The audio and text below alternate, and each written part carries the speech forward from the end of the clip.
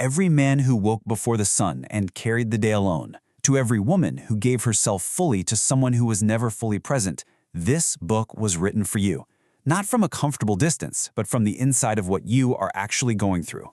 Welcome to This Explainer. Look, if you've ever felt completely unseen in your sacrifices, or maybe you've wondered if anyone really understands the silent, heavy weight you carry around every day, you are absolutely in the right place.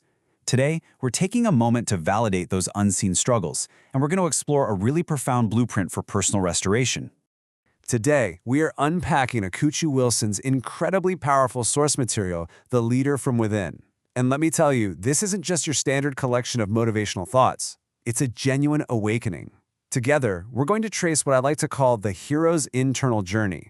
It's an arc that takes us from the very first unsettling whispers of a restless conscience, right through the brutal trials of broken trust and silent wounds, all the way to a truly triumphant return. As you'll see, it's a journey about recognizing that before the world can ever follow you, something deep inside you has to rise first. Okay, let's dive into this. Part 1. The Restless Conscience.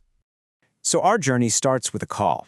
But in this text, that call doesn't sound like some triumphant trumpet blasting from the heavens. Actually, it feels more like an itch you just can't scratch. It is the restless conscience. Society usually labels that 3 a.m. discomfort as anxiety, madness, or, even just laziness. But Wilson completely reframes this.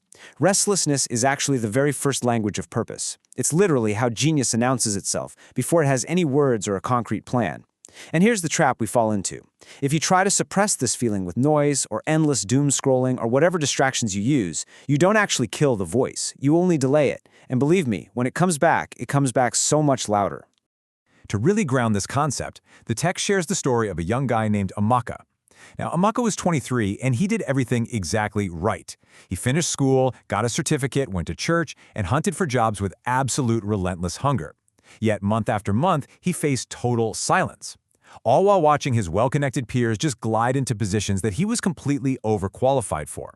That silence, it sparked questions that started waking him up in the middle of the night. Really dangerous, heavy questions about systemic unfairness.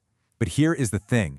Sitting with those questions, instead of running away from them, was the exact catalyst that began to form his internal direction. Before his purpose ever had a name, it started as that heavy, undeniable feeling. Moving on to Part 2, When Nothing is the Beginning. Once you're finally awake, you have to look around at your starting line. And let's be honest, for a lot of people, that starting line looks like absolute zero. But most people mistakenly look at having nothing as a verdict, like it's some permanent sentence about who they are and will always be. Instead, it is simply a starting condition. The text